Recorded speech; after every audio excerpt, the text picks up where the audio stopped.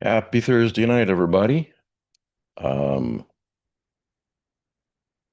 I'll tell you how's the weather where you guys are? I guess that's the first thing I want to know. Looks like we don't have a big crowd tonight unless I'm doing something wrong here. Let's see. Guys, let me know if you can see me and hear me, okay? Yeah, looks like I'm live. All right. Well, the the weather. Hey Kim, hey Suzanne. As you guys know, I'm in North Texas, at least currently, and the weather is supposed to turn really bad for a lot of people in the country. And it's certainly going to get a lot colder up north than it's going to get here. Yesterday, we got to, I believe it was 62 degrees. And a couple days from now, it's supposed to be a low of 11 degrees. And that's going to go on for a couple days at least. All supposed to start tomorrow sometime, supposedly. Um, yeah, I'm not sure what's going to happen here, Kim, except for I know the extreme cold. Here's the problem. You guys know I'm from up north originally, so 11 degrees. Okay, well, it's not fun, but I can deal with it. The problem is that Texas is the only state in the country on its own electrical grid. Um, so several years ago, I think it was February of 2021, if I'm remembering correctly, it failed in a lot of the country, and around 250 people died just from the cold. They're in their homes, but they can't heat their homes. You don't really have gas heat down here like you do up north. It's electric heat. So if the power goes out, you don't have heat. If the power goes out in Iowa, you still have heat because you've got a gas heater. Um, so hopefully our power is not going to go out because that would be bad. And it's going to be really cold for quite a long time. Um, I am worried about my outdoor cats, of course. Hi, Monty. What you doing, buddy? Yeah, you're an indoor cat. I'm not talking about you right now. Sorry. He's just looking at me. Um, so there are three little kittens that are a couple months old, and their mom took them over here because she knows I'm the sucker in the neighborhood that'll take really good care of them. And I've been doing that, of course. And today I left the door open in my office in the bookhouse here, put Monty in his cat carrier for a few minutes so he wouldn't run out. And the little gray one was very interested. She came in for a little bit. And then so I shut the door and went out and got the little black one, picked him up and brought him in here too. At that point, they both went crazy. They were just panicked, just really, really panicked. It was hurting my heart. Um, so I let them back out. But I told Danielle, I feel like I'm failing either way because it's going to get really cold here. But there is one good thing. We bought this little cat house a while back. Um, it's not very big, and that's part of the point because the cats can get in there, curled around each other, and their body heat stays in there. But they weren't using it. So I got the bright idea of I did some research and the little plastic flap, they could walk right through it, but they don't.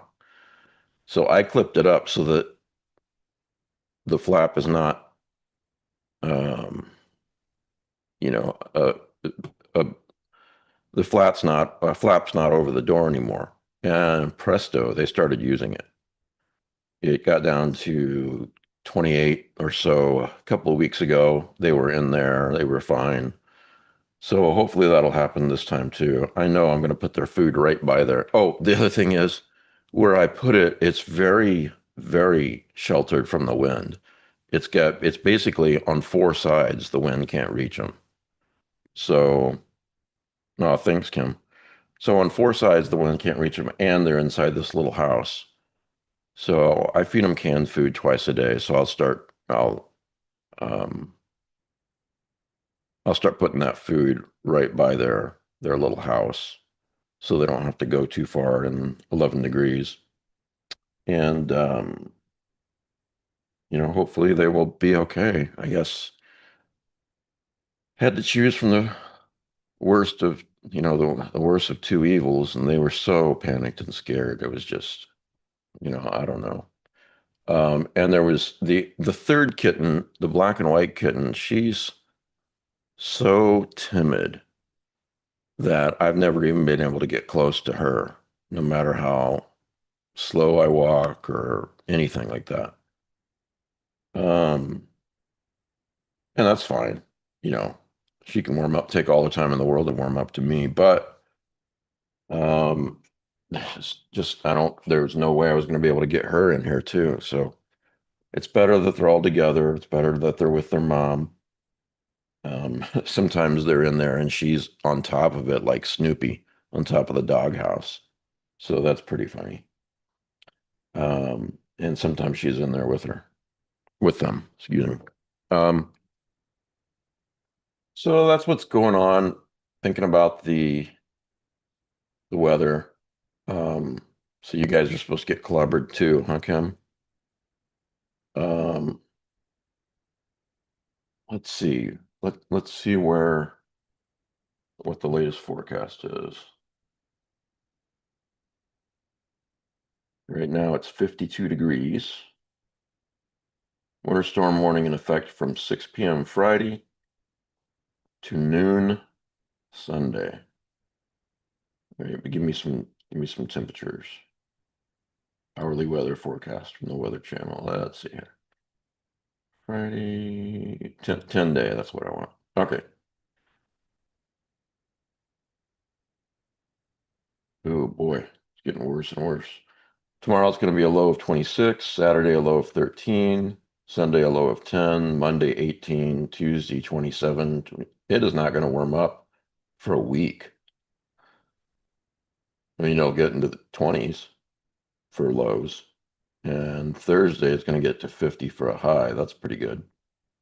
But yeah, it's gonna be pretty cold for Texans. Don't handle this stuff very well. Oh yeah, the lake effect, Kim. Basically, if the power does not go out, we'll be okay. So that's what it amounts to. So I came across this story. Tonight will be another short one. Sorry, I really got this storm on my mind. Got to make sure we've got enough provisions too. Dead Thai woman sent to crematorium wakes up in coffin. Did you guys catch this in the recent past? A woman brought in for cremation at a Thai temple was found alive in her coffin. The 65-year-old had been taken to Wat Rat Prakong Thom. I'm sure I'm saying that incorrectly. A Buddhist temple on the outskirts of Bangkok after she appeared to stop breathing 2 days earlier. Her family had traveled hundreds of miles with her body in the coffin and were prepared for her to be cremated. However, moments before the service began, a shocked temple manager, typical temple manager, said he heard a faint knock coming from inside her coffin. I was a bit surprised, so I asked them to open the coffin. Good move. And everyone was startled, he said. I saw her opening her eyes slightly and knocking on the side of the coffin. She must have been knocking for quite some time. Um, She was brought in by her brother. He said that she had been bedridden for about 2 years before her health deteriorated further and she became unresponsive, appearing to have stopped breathing. Don't they check their heart? God, apparently not. That's that's just a horrible way to die, don't you think? You're in this, wow, you're locked in this coffin or box or however they do it, and suddenly you're being cooked alive. Yeah, I don't think so. Wow, unbelievable.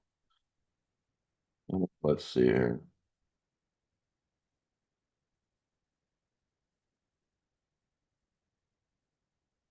Lost my place. There we go. Oh, yeah. So, what are you guys up to? Yeah, I'll pass on that too, Kim. You're German stock, Kim. So is Danielle. Yeah,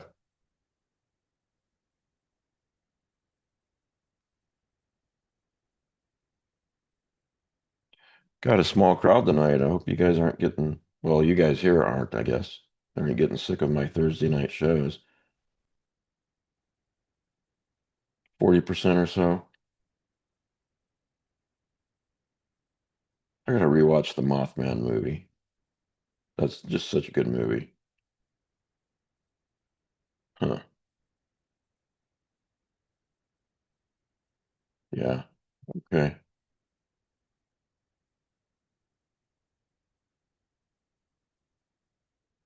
German, English, a little Irish, a little Scottish, smattering of Welsh. Well, Pete wrote up a really nice little article, I guess, for the, I didn't know he was doing it for the 15-year Lovecraft Easing anniversary. So I'll probably publish that on the Lovecraft Easing website in a few days.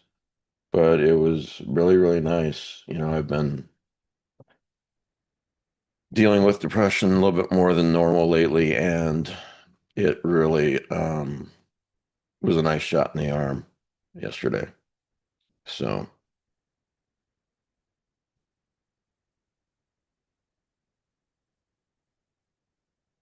but like I said, I'll publish that shortly. Arctic blast will bring life-threatening temperatures and dump snow on 150 million Americans.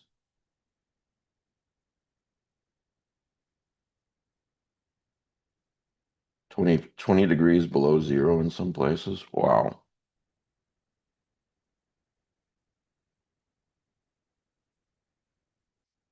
Oh, really? Your current, what you're working on, Kim?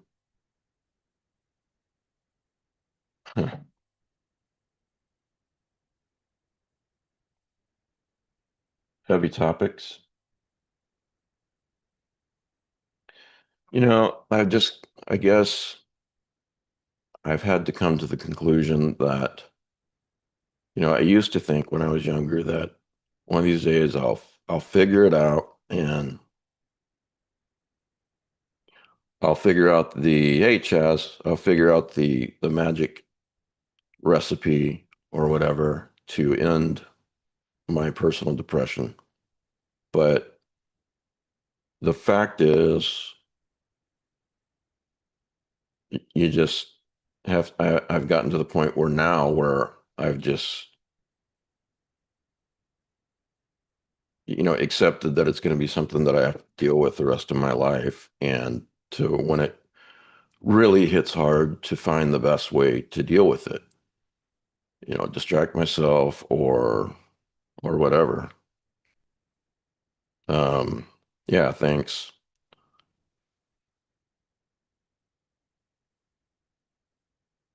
Yeah, exercise helps too. I like to walk with an audiobook.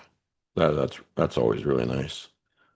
But yeah, that's one of the reasons why this week I'm cutting these a little bit short is just it's just physically exhausting the hell out of me. Of course, where that comes in and where fibromyalgia comes in and depression leaves off. As far as physical effects, who knows?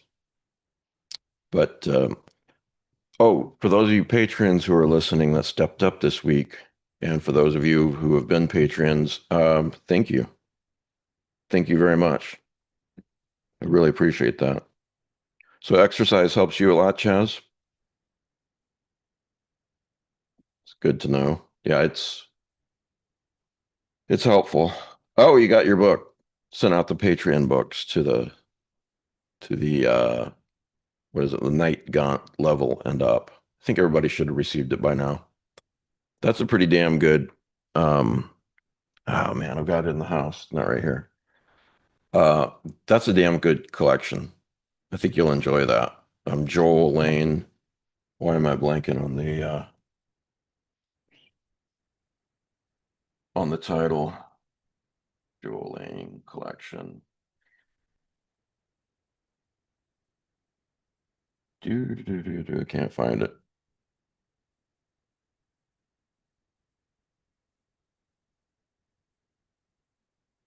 And wow. The title. Yeah, the title. I can't find the title.